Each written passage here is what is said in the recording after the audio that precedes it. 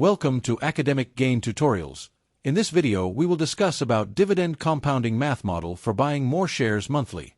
To begin with, dividend compounding means using dividend income to buy additional shares instead of taking the dividend out as cash. When this process is combined with a fixed monthly contribution, the share count can grow faster over time. As the number of shares increases, the future dividend income can also increase, creating a repeated cycle of growth. First, let's start with the basic inputs shown in the model.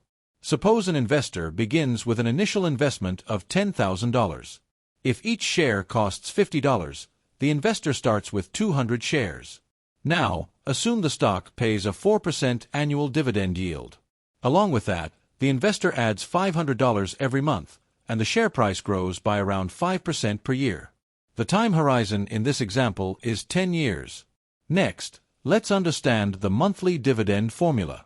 The annual dividend per share is calculated by multiplying the share price by the dividend yield. In this example, $50 multiplied by 4% gives $2 of annual dividend per share. Then, to find the monthly dividend per share, we divide the annual dividend by 12.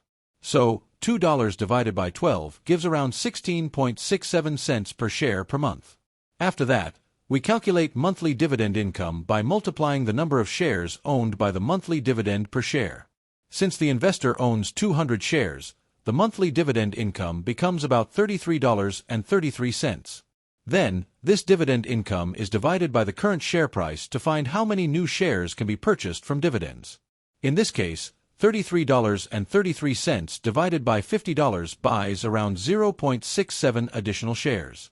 At the same time, the monthly contribution also buys more shares. Since the investor adds $500 every month, and the share price is $50, the monthly contribution buys 10 new shares. Therefore, at the end of the first month, the investor owns 200 shares, plus 0.67 shares from dividends, plus 10 shares from the monthly contribution.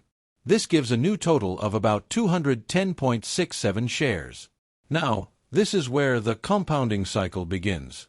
The investor owns shares, receives monthly dividend income, adds a monthly cash contribution, and then uses both amounts to buy more shares. As a result, the share count becomes larger. Then, because the investor owns more shares, the next dividend payment can be slightly higher. This cycle repeats every month, and over time, the effect becomes stronger. Moreover, monthly contributions add powerful fuel to the compounding process. Dividend reinvestment alone can grow the portfolio, but when regular monthly investing is added, the investor buys more shares consistently.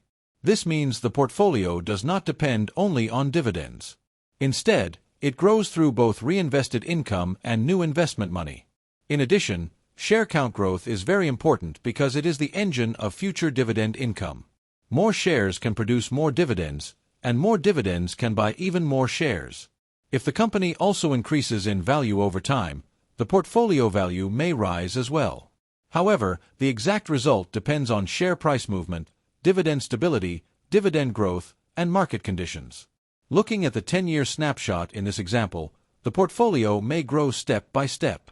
In year 1, the investor may have around 325 shares, with about $650 in annual dividend income and an estimated portfolio value of $16,250.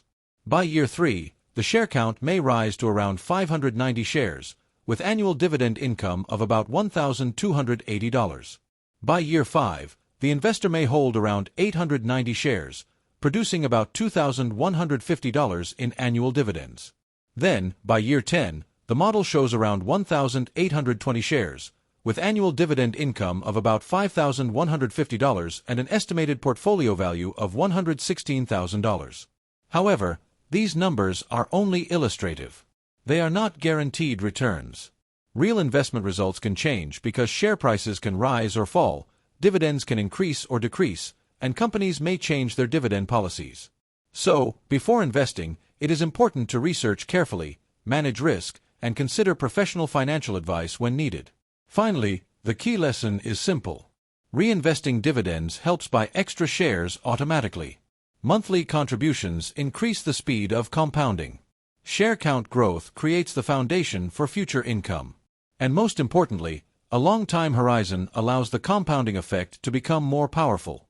If this short video was helpful, give it a thumbs up and subscribe to the channel. Thank you.